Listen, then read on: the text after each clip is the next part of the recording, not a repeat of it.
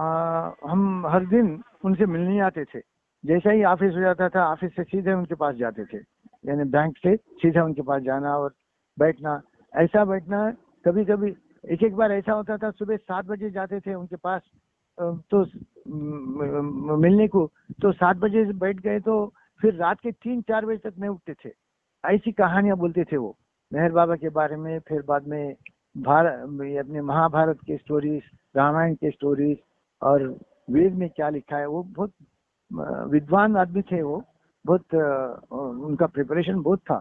तो वो बातें सुनते सुनते हम सारे, यानी सुबह 7 बजे से चाय वहाँ लेना, नाश्ता वहाँ करना, फिर 1-1:30 बजे उनके पास खाना खाना, फिर शाम का चाय होना, फिर रात का खाना होना, और 3:30 बजे तक 4 बजे तक वो बात बोलते थे।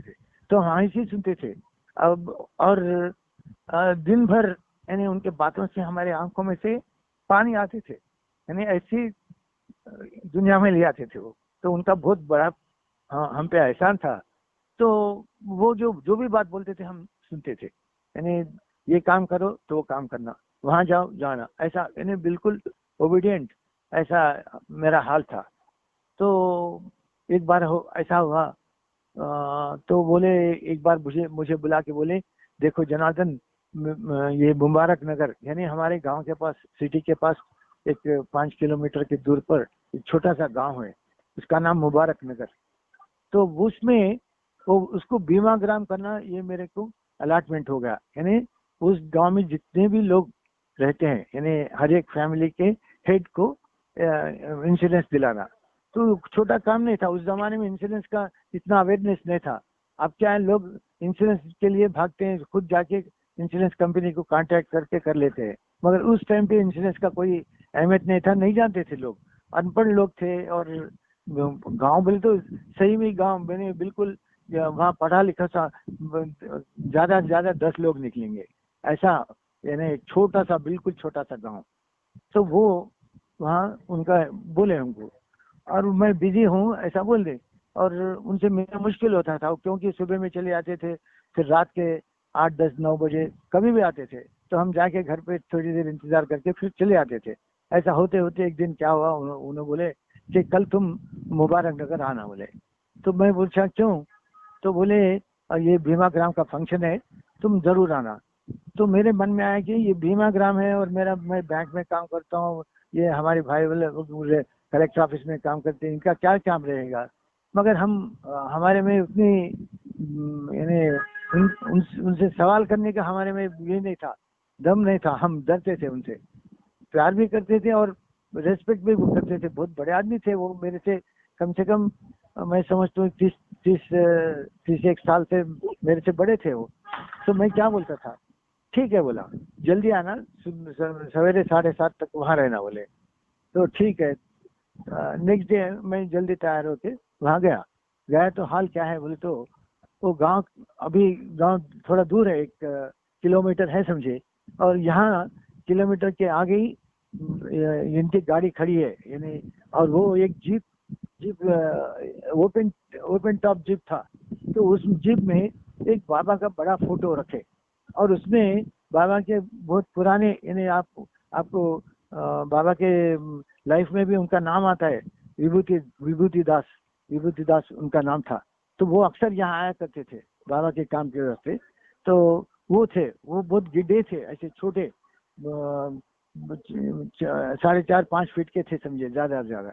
तो वो बैठे थे बाबा का फोटो और लेके बैठे। और आगे क्या है बोले तो, एक ये बैल, 2-2 बैल को रख के उसको डेकोरेशन करके वो पूरा गांव तक जुलूस निकालने का एक अरेंजमेंट कर दिए। और बहुत से लोग थे, यानी गांव के पूरे, हर एक गांव से, हर एक घर से 2-2 बैल लाके बांध के रखे। हर जितने बीमा होल्डर थे, पॉलिसी होल्डर थे, उसमें सब थे। और अब मोदी साहब क्या है कि वहाँ बहुत दूर आगे, यहाँ जुलूस जहाँ स्टार्ट होता है वहाँ थे। और ये पीछे क्या है कि जीप थी, और जीप में बाबा का बड़ा फोटो था। और जीप को क्या है कि पूरे बाबा के सेइंग्स वाले ये अपने बैनर्स रहते हैं ना, बैनर्स लिखे, वो उसको अरेंज कर दिए, उसमें डोंट वरी बी हैप्पी, ऐसे पूरे बाबा के सेइंग्स वो सब रखे। तो वहां जाके खड़ा हो गया, मैं देख रहा था कि मुझ साहब कहाँ है। तो इतने में एक बहुत बड़ी गाड़ी आई, यानी लंबी गाड़ी, और उसमें से एक बहुत बड़ा, यानी एक इम्पोजिंग पर्सनालिटी, 6 फीट का आदमी और टाई भी बांध के बहुत अप टू डेट आदमी उतरा, और उसके साथ उस कार में से 2-4 लोग उसके साथी लोग थे, वो सब उसके ये थे। वो कौन था? वो पूरे साउथ सेंट्रल, यानी हैदराबाद, मैसूर, मैसूर बोलते ये महाराष्ट्र, सॉरी कर्नाटक, तमिलनाडु और आंध्रा, ये तीनों के बॉस था। वो मद्रास में रहता था। उसका क्या बोलते हैं उसका डिजिग्नेशन मैं भूल जा रहा हूँ,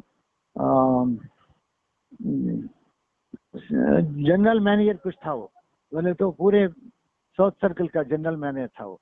तो वो आके उसमें से उतर के मैं देख रहा हूँ, और ये मुझ साहब के दूसरे साथियां थे वहाँ, तो वो भी इंतजार कर रहे थे इनका ही। तो वो भाग के जाके उनके पास खड़े हो गए। तो वो आके जीप को देखा, हो जीप में क्या है, एक बूढ़ा आदमी बैठा है बाबा का फोटो लेके, और पूरे गाड़ी को क्या है कि बाबा के बैनर्स थे, बाबा के फोटो छोटे छोटे लगाए थे, और सामने जो मडगार्ड रहता, वो मडगार्ड को एक बैनर था, छोटा बैनर था मडगार्ड को लग के, उसमें क्या है, भीमा ग्राम मुबारक नगर, इतना ही था LIC के बारे में। फिर बाकी पूरे मेहर बाबा के बारे में। तो वो फायर हो गया एकदम, बोले वेर इज मूर्ति, कहाँ है मूर्ति, मूर्ति को बुलाओ बोले। तो ये घबरा गए। दूसरे जो यहाँ के ब्रांच मैनेजर था, और फिर कामारेड्डी यहाँ के लोकल ब्रांचेस के मैनेजर्स थे, फिर हैदराबाद के डिविजनल मैनेजर्स थे, वो सब घबरा गए। तो कोई जाके उनको भाग के उनको बता दे कि ऐसा वो साउथ सेंट्रल का साउथ जोन का मैनेजर आया, आपको बुला रहे। तो वो बिल्कुल निडर होते हैं, जैसा एक शेर जो आता है हाथ हिलाते हुए, ऐसा मस्त है। तो पहली बार पहचाना थोड़ी, यानी ये मूर्ति साहब नहीं जानते वो कौन है, और वो कौन, वो भी नहीं जानता कि मूर्ति साहब कौन है। तो मूर्ति साहब आके सामने खड़ा हो गए। और मूर्ति साहब छोटे कद के थे, मगर उनका पर्सनालिटी बहुत अच्छा था, और बहुत यानी उनके चेहरे पे तेज रहता था, जैसा एक हम यानी वो कोई भी देखे तो एकदम ये अट्रैक्ट हो जाता था। तो वो आदमी मुझ साहब को 6 फीट का आदमी है, और ये 5 फीट का है, 5 फीट के ही है। तो मुझ साहब होके खड़े हो गए, क्या बात, are you Murthy? Yes I am Murthy. So mister Murthy, वो बोल रहे हैं, mister Murthy, is this Bhima Gram और बाबा ग्राम? बोले तो वो जो वहाँ जो भीमा ग्राम का जो प्रोग्राम था, यानी वो गांव का पूरा, तो वो सिलसिले में ये प्रोग्राम उसका अरेंज यानी आयोजित हुआ। फिर ये कैसा, तुम ऐसा बहुत गुस्से से पूछ रहे। तो ये उनके आंखों में आंखें डाल के बोल रहे, I will let you know what it is, मैं आपको बता दूंगा आगे। Please get into the jeep, jeep में बैठ जाओ और चलो, ऐसा बोले। तो क्या बात हुई, क्या है उनके बातों में क्या असर हुआ, कुछ भी पता नहीं। मैं देख रहा था, मैं तो ये बिल्कुल मेरे आंखों के सामने हुआ ये घटना जो बोल रहा हूँ मेरे आंखों के सामने हुआ। मैं भी डर गया था, मैं, क्योंकि यानी एक बुद्ध, यानी एक राजा एक मामूली आदमी से बात किए, ऐसा है वो बात। तो वो आदमी चुपचाप जाके बैठ गया, और वो विभूति दास खड़े थे बाबा का फोटो पकड़ लेके। तो इन्हें बोले, आप प्लीज स्टैंड अप बोल के बोले उनको, आप खड़े हो जाइए जीप में। वो खड़े हो गए। वो ये कौन ये जनरल मैनेजर कर रहा है सब, अरे जैसा एक बिल्ली हो जाता है शेर के साथ, तो ऐसा हो गया वो आदमी, और वो खड़ा हो गया। अब आप बाबा का फोटो पकड़ लो, तो पकड़ लिए। फिर अब वो जुलूस स्टार्ट हो गया, बाबा के गाने गाते लोग नाचते। वो जो मीटिंग का जो एरिया था वहां गए, हम सब चले गए। वहां जाने के बाद क्या है, आलम क्या है, एक बहुत बड़ा स्टेज है, शामियाना डाले और पूरे शामियाना में बाबा के सेइंग्स, बाबा का एक बड़ा फोटो और उसके सामने ये लोगों का बैठने का इंतजाम हुआ। एक 8-10 चेयर्स डाल के टेबल्स लगा के वो टेबल्स को पूरे चारों ओर से अच्छा डेकोरेशन करके रखे। एक छोटा सा ये भी रखे, एक क्या बैनर रखे, LIC बीमा ग्राम मुबारक नगर, ऐसा वो रखे हो गया। तो फिर अब क्या है, अब वहाँ ये लोगों को बिठाना, डैश में बिठाना। तो वो जाके माइक लेके बोले, I request all the gentleman to come and occupy the chairs बोल के एक एक को नाम से बुलाए और बिठा दिए। बिठाने के बाद अब शुरू हो गया। तो बोले our beloved general manager Ramu, he wanted to know whether it is Baba Gram or Bhima Gram. Is it not sir? ऐसा पूछे। तो फंक हो गया, अरे क्या है, बिठा के सबके सामने मैं जो बात बोला वो सबको पब्लिक को सुना रही है। जो एक एडमिनिस्ट्रेशन लेवल पे होने की बात है वो बिल्कुल पब्लिक करके वो अब ये सवाल आपके थे ना, सही है ना, ऐसा पूछते। तो बेचारा उसका मुंह रेड हो गया, ऐसा हो गया और कुछ बोल रहा नहीं वो। तो कहिए आप, please tell me sir, am I correct, ऐसा बोल रहे। तो कुछ नहीं बोला वो। फिर ये बोले, हाँ तो मैं ये सवाल जवाब देने से पहले मेरा एक सवाल है आपसे। I have a question for you before I answer your question. लोगों की इंग्लिश समझ में आती है हमारे संकल्प भाई? ठीक है, मैं रिपीट करता हूँ वो जो बोले, फिर मैं हिंदी में आपको बताऊंगा। तो वो बोले, हाँ बिलीवेड रामू जी, I have a question for you. Before I answer your question, whether it is Baba Gram or Bhima Gram, I have a question for you. Can you tell me? और जो होगा बदतमीजी की हद हो गई, समझिए। बोले तो एक बड़े ऑफिसर को मैं क्वेश्चन करता हूँ, आप उसका जवाब दीजिए, कैसा रहेगा? बहुत ह्यूमिलिएटिंग था वो, समझे। और बाकी के पूरे जो डिविजनल मैनेजर, तीन चार डिविजनल मैनेजर आए थे, हैदराबाद से आए थे, फिर बाद में विजयवाड़ा से आए थे, सब लोग फंक हो गए। तो किसी के चेहरे पे कोई यानी बिल्कुल एक ऐसा बोलते हैं कि क्या चाकू लेके काटे तो खून भी नहीं निकलता, उतना पेल हो गए सब लोग। ये रामू का हाल बिल्कुल खराब था। तो फिर वो बोले, yes I know you cannot answer this question, but all the same, please let me know what is the emblem of LIC.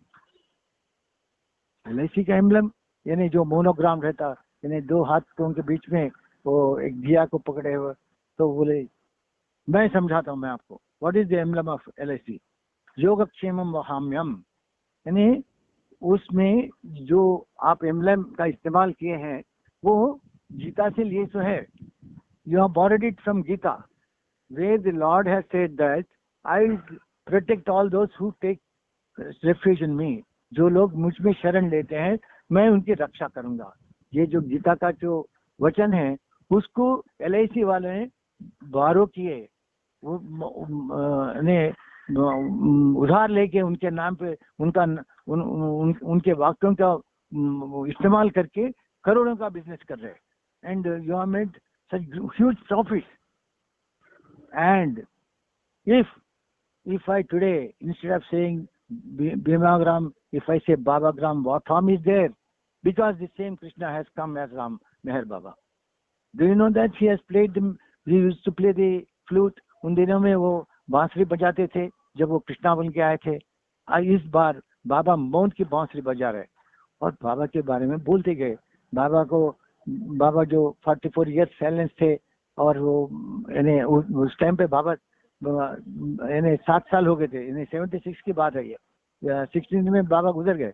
तो बोले कि बाबा जो काम किए हैं वो काम आप कोई मुंडेन आदमी नहीं समझ सकता। वो बाबा हर एक के दिल में प्यार का बीज बोने के लिए आए और सच्चाई हर एक के दिल में उस सच्चाई के बीज बोने के लिए आए। इसलिए वो कृष्ण जो था वही आज बाबा है और वही कृष्ण का आप कृष्ण के नाम पे इतना बिजनेस करें, तो इसमें क्या गलती क्या है इसमें? मैं तो ये बाबा ग्राम हुए तो अगर ऐसा बाबा ग्राम होता है तो रियली वो बड़ी भाग की बात होगी, ऐसा समझा है। और आप यकीन कीजिए वहाँ नीचे ये जो पॉलिसी होल्डर्स थे करीब करीब 5,000 लोग थे और पूरे अनपढ़ लोग थे। और ये अक्सर एक तो तेलुगु में उनकी तेलुगु बिल्कुल डिफरेंट हमारे तेलुगु से, एक दूसरी बात, और 50% से ज्यादा 70% तक समझे इंग्लिश में बोलते गए। तो उनकी बातें जनरली कॉमनली कोई समझ नहीं सकता, मगर वो जो बात बोल रहे थे उस टाइम पे न जाने क्या हो गया। और जो नीचे जो हजारों में लोग बैठे थे, बहुत से लोगों की आंखों में से आंसू आ रहे थे। और वो जो रामू जो था वो भी बिल्कुल ऐसा हो गया, ये बाबा के बारे में बोलते बोलते बोलते तो जैसा बाबा के वहाँ बैठे थे वैसे लगा। और अपने सब लोग कश्तीफ लेके अपने आंख पोंछ रहे थे। तो इस सब होने के बाद वो उनका जो ऑफिशियल कार्यक्रम था सबको पॉलिसी पट्टा देने का, वो पॉलिसी होल्डर्स को पूरे वो देते गए। तो ये इन्हें मेरे जिंदगी में कभी भूलूंगा नहीं मैं। अब ये नहीं, ये तो एक जिंदगी है, अगर क्या आगे जाके क्या होता है पता नहीं, फिर मर के फिर पैदा होंगे तब भी ये बात मुझे याद रहेगी, ऐसा मुझे लगता है। तो उनका जो प्यार था। और अच्छा, फिर उसको क्या बोले, वो जो साउथ जोन मैनियर जो था, तो उसको पीने की आदत थी। तो इन्होंने उसको मेहर बाबा एन इंटॉक्सिकेशन ऐसा एक छोटा सा बुकलेट था, तो वो एक बुक प्रेजेंट करके उनको बोले वो आगे जाना था निजामाबाद से और आगे, तो आप जब रिटर्न होंगे तब मेरे को वापस देना बोल के बोले। उसको देख ये पढ़ के आप मेरे को वापस दीजिए बोले। तो वो बहुत खुश हो गया, बोले हाँ मैं जरूर करूंगा बोले मेहर बाबा के बारे में। आज वो फिर बोला वो कि बहुत खुशी की बात है, हम मेहर बाबा के बारे में हमको इतनी सारी जानकारी मिली और हम आगे ये करेंगे। दरअसल क्या बोलूं मैं, मेरा दिल भर के आया है, कुछ बोल नहीं पाता हूं मैं।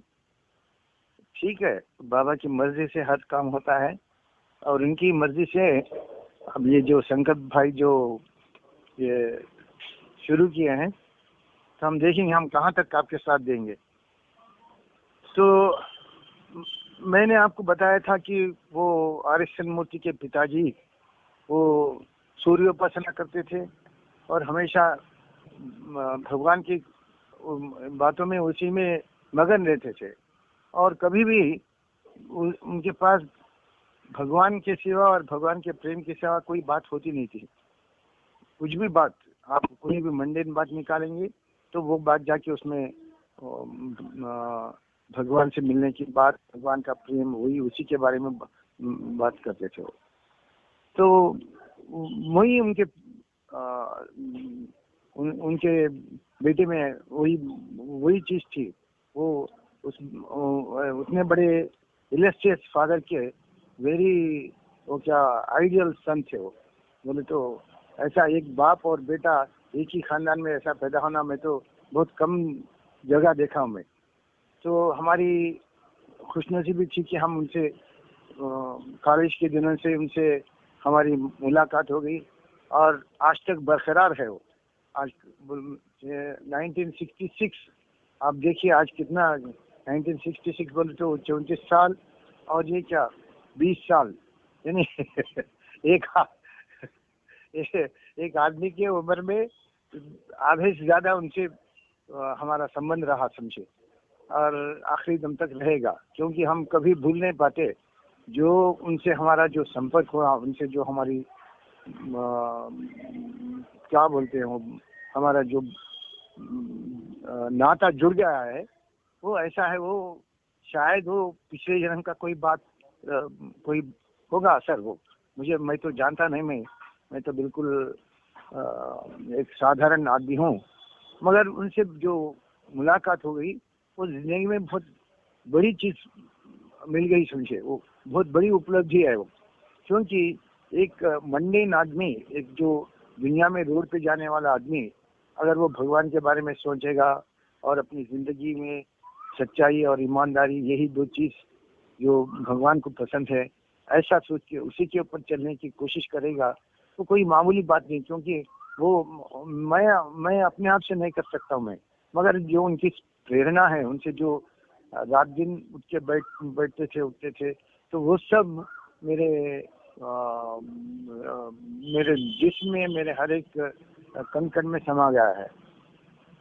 तो आज मैं उनके बारे में एक ऐसी बात बताता हूँ।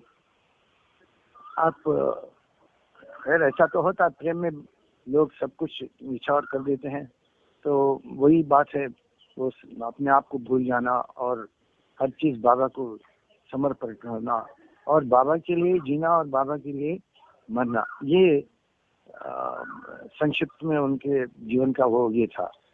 तो क्या 1958 में बाबा के दर्शन होने के बाद, यानी वैसे 55 से बाबा के दर्शन लेते गए, हर जब भी मौका मिला जाके बाबा से मिलते रहे।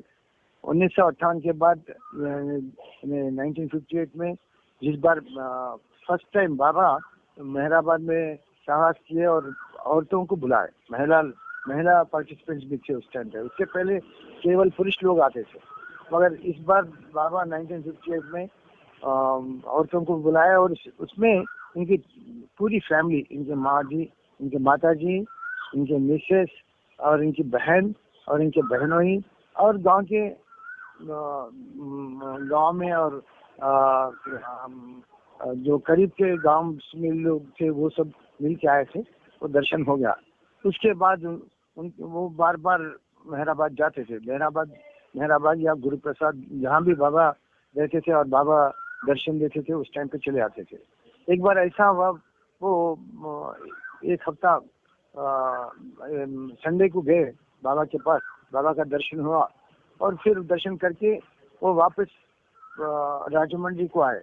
देखिए राजमंड्री और पूना बहुत दूर है, राजमंड्री से सिकंदराबाद आना पड़ता है और सिकंदराबाद से फिर धौंड जाना पड़ता है, धौंड से फिर मेहराबाद जाना, ऐसा। तो बहुत 1958, 1959 उस पीरियड में क्या बहुत कम ट्रेन रहते थे और कोई रिजर्वेशन का डब्बा नहीं मिलता था, पैसेंजर ट्रेन में बैठ के जाना पड़ता था। अगर मेल भी एक्सप्रेस भी है तो भी उसमें बैठने के अलावा सोने की कोई सुविधा होती नहीं थी उस जमाने में। तो वैसे ही बेचारे जाते थे वो। तो बाबा के दर्शन करके आए, गांव में आए और भगवान के दर्शन होने के बाद वो खुशी, इन्हें वो मीरा बोलती है ना, जिस दिन तेरो दर्शन पायो हर चिंता मिट जाए। इन्हें ये जो तीनों लोग के अपने दुख है, जब बाबा को देखते तो मिट जाता है, वो पूरे दुख मिट जाते हैं हमारे। तो वैसी थी वो, खुशी के मारे वो हर एक के पास जाके बाबा के बारे में बोलते थे। तो उनके गांव में एक बहुत बड़े रईस आदमी थे, मगर वो ये क्या बोलते हैं, हमारे पास कोमटी बोलते हैं, कोमटी बोले तो आप समझते हैं आप लोग, तो कोमटी बोले तो जो व्यापार करता है, वैश्या जो बोलते हैं, तो वो थे। तो वो पैसे वाले थे, मगर उनका बहुत भारी शरीर था, ऐसा भारी शरीर था कि उन्होंने घर में चलना ही उनके लिए मुश्किल था। तो ऐसे वो रोज जाके बाबा बोलते थे। तो ये सेठ जी बोले, देखिए आप इतने बाबा के बारे में इतना बोल रहे, मैं जाऊंगा। तो बोले फिर कब जाने का? तो ये इन्होंने बोला कि अब क्या, ये महीना खत्म हो गए तो बाबा फिर मेहराबाद चले आते, फिर 1 साल तक रुकना पड़ता। तो सेठ जी बोले, आप मूर्ति साहब पैसा भी करके हमको ले जाइए। तो ऐसा है, कोई अच्छा हेल्दी पर्सन है तो उसको साथ ले जाना अलग है, और उन दिनों रिजर्वेशन की बात नहीं थी। हाँ, और ट्रेन में सफर करना कोई मामूली बात नहीं है। फिर भी वो सिर्फ उससे पहले 2-3 दिन से पहले दो तीन दिन ही हुए थे वो वापस आके राजमंड्री को। तो फिर चले आना। तो फिर भी ये तैयार हो गए, बोले चलो हम जाएंगे। तो कैसा भी करके पूना पहुंचे। जैसा ही पूना पहुंचे तो बाबा का एक आदमी स्टेशन पे आया और बोले, जो भी इस ट्रेन से आए ये पूरे लोग मेरे दर्शन के वास्ते अब चल के आना, कोई ऑटो नहीं लेना, कोई रिक्शा नहीं लेना, कुछ नहीं, अब चलते आना।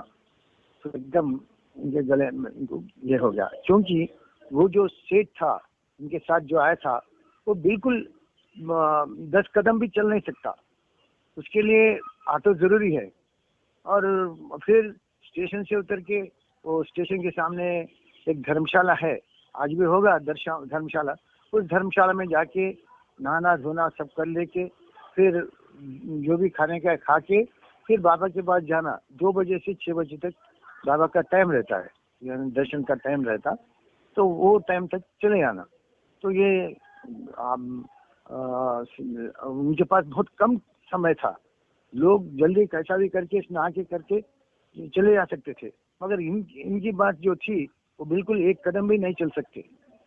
तो इनसे बोले क्या करेंगे सेठ साहब, बाबा का आर्डर ऐसा है। तो सेठ जी बोले मोती साहब अगर बाबा का आर्डर है तो हम चल के ही जाएंगे।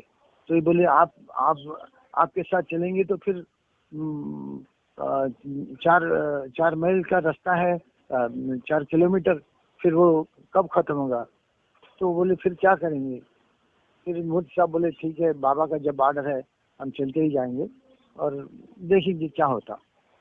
तो वो अब स्टेशन से धर्मशाला जाना, धर्मशाला जाके वहाँ रूम में नहाना धोना करना सब कर लेके फिर वो खाना पीना खा के निकलना।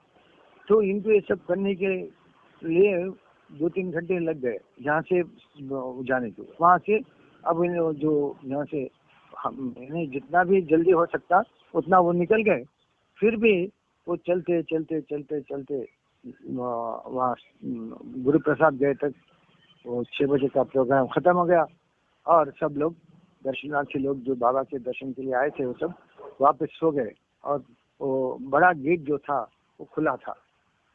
अब मुझसे साहब जानते थे कि 6 बजे क्लोज होता, पर क्या करते, मजबूरी थी और कोई रास्ता नहीं था और बाबा का हुक्म था कि चल के आना। तो उसको वो उनके जो ऑर्डर थी उसके मुताबिक वो वहाँ चलते चलते गए और वहाँ गेट के पास खड़े हो गए। तो बाबा उससे पहले क्या किए, ये कुटुंब शास्त्री बोल के अपने अवतार मेहर बाबा ट्रस्ट के फर्स्ट चेयरमैन थे वो। Baba has appointed him as lifetime chairman. तो आप यानी जो लोग जानते हैं बाबा की हिस्ट्री वो उसमें आएगा टी.एस. कुटुंब शास्त्री, वो भी वहाँ राजामंडी के पास के थे।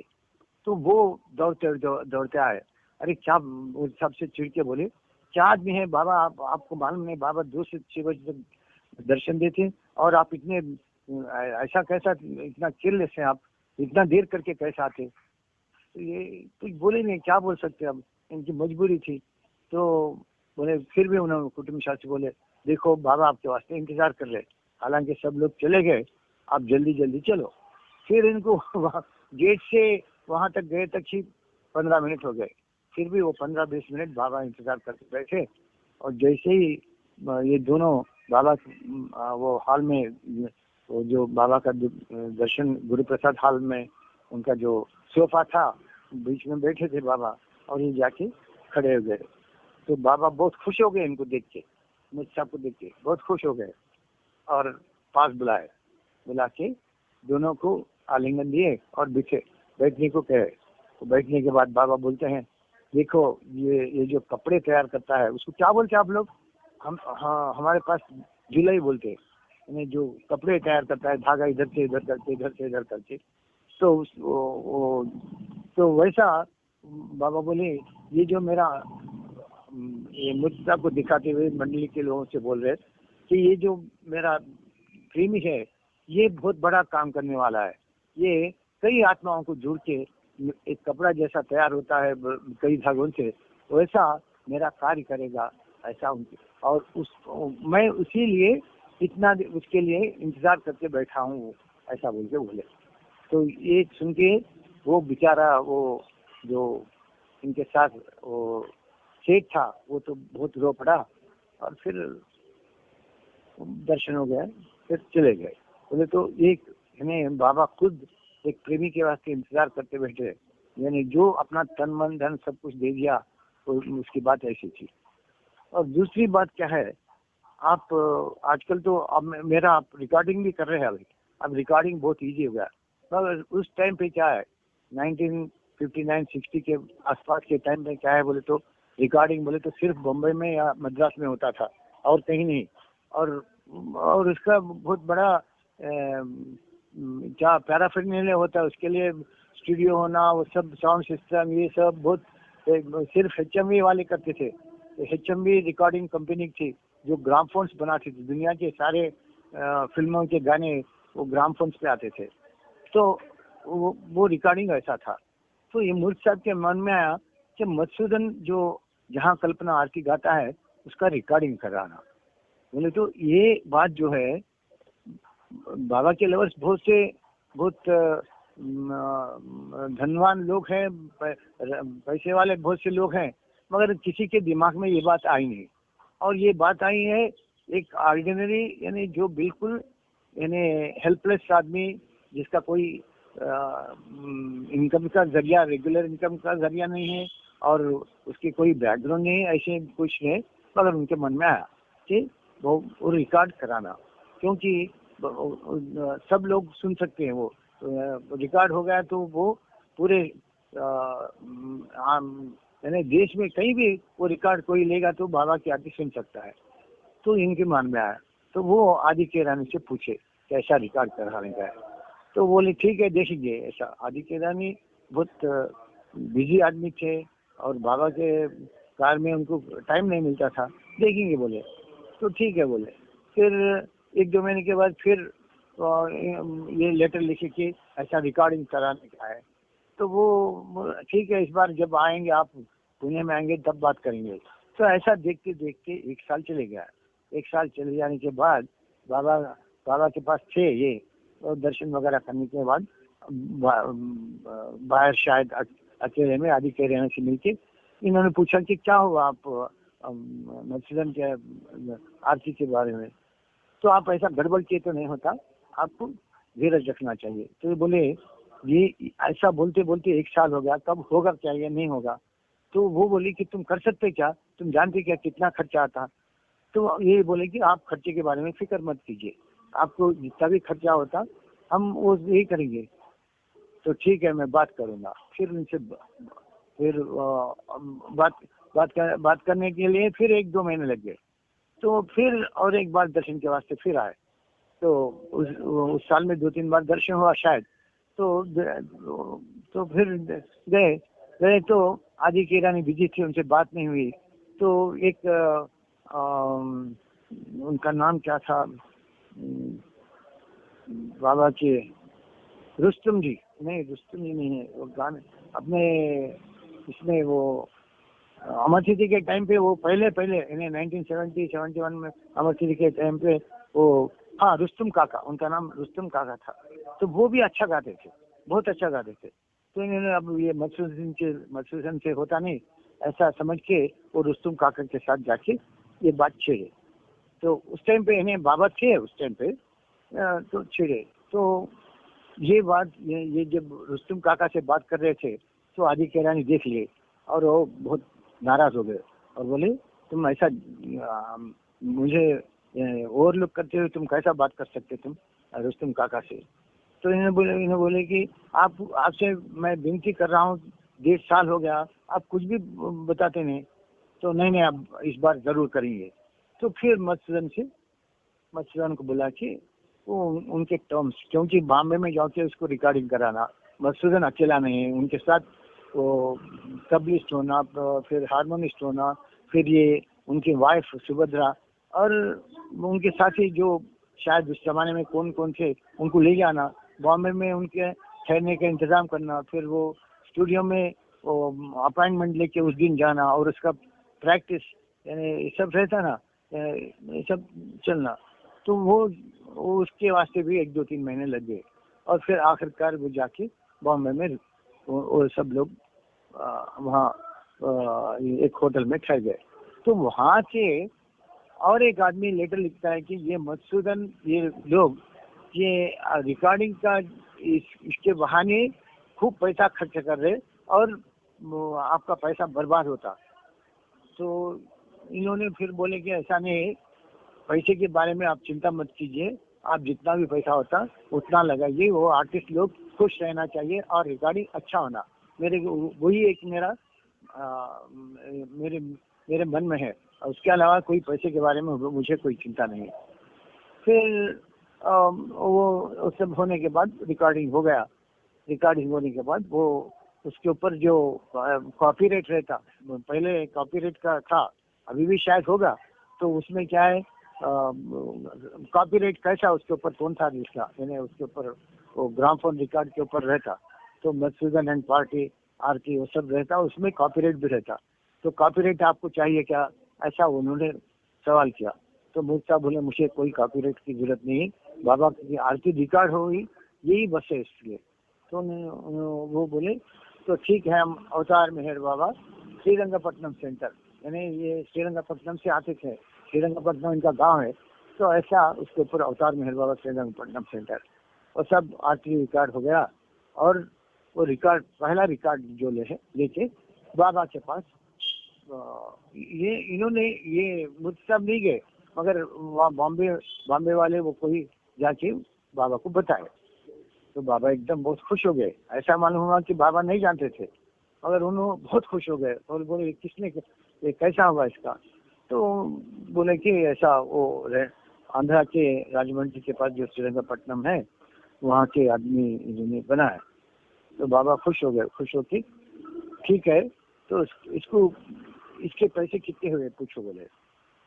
तो वो बाबा की मंडली के लोग इनको लिखे कि बाबा चाहते हैं कि इसका कितना खर्चा हुआ। तो ये बोले बाबा को बताइएगा कि इसके खर्चे के बारे में न पूछे, क्योंकि मैं अपने मन से कराया हूँ और इसके बारे में आप मेहरबानी करके मुझे मत पूछिए। तो वही बात फिर मंडली वाले बाबा को बोले। तो बाबा बोले नहीं, कम से कम मुझे हिसाब तो बताओ बोले। तो हिसाब बताए, तो उस जमाने में वो करीब 1800 रुपये, यानी 1800 रुपये, यानी बहुत, it's a very good amount. बोले तो it is not easily possible for ordinary people. 1800 बोले तो अब एकदम बहुत बड़ा अमाउंट समझिए। तो ये बोले, तो बाबा बोले तो इतना पैसा उसके पास कैसा है। तो फिर बाबा अब वो बार बार उसके ऊपर सवाल करते बैठे, पूरे डिटेल से बताओ मुझे कैसा हुआ, क्या हुआ, ये सब। तो आखिरकार बहुत अनविलिंगली आखिर में बोले तो तंग होके बाबा को पूरा हिसाब बताना पड़ा। उन्होंने बोला कि मैं अपनी जमीन गिरवी रख के वो पैसे बाहर से लाया, और कैसा लाए, सूद से लाए। तो पूरा हिसाब वगैरह करके बाबा बोले ये पैसा तू वापस ले ले। तो मुझसे बोले मैंने वापस नहीं लूँगा, मुझे मैं आपको बर्डन आपके सर पे पर मेरा मेरे काम का बर्डन आपके ऊपर नहीं डालना चाहता हूँ। आप मुझे क्षमा कीजिए और मैं ये पैसे मत भेजिए, मुझे बहुत दुख होगा ऐसा लिखे। तो वो उसका करस्पॉन्डेंस कुछ दिन चला। फिर आखिर बाबा बोले कि ये मैं जो पैसे तेरे को भेज रहा हूँ ये मेरा प्रसाद है, तो प्रसाद समझ के इसको एक्सेप्ट कर ले। तो देखिए एक कम से कम 1 साल तो वो पैसों का हिसाब चला और पैसे रिटर्न आए तक उनके एक साल लग गए। मगर इनके मन में कभी भी ये विचार नहीं आया कि इतने पैसे मैं कैसा ये करूँगा, क्योंकि बहुत मामूली आदमी थे और मामूली आदमी के लिए पैसे, इस जमाने में शायद पैसे मिलते, उस टाइम पे पैसे भी मिलना बहुत मुश्किल था। लोगों के पास पैसे नहीं रहते थे, पैसा होना बोले तो बहुत मुश्किल था। तो ऐसे जमाने में उन्होंने बाबा का वो आरती का रिकॉर्ड कराया। 1 मिनट टेंशन।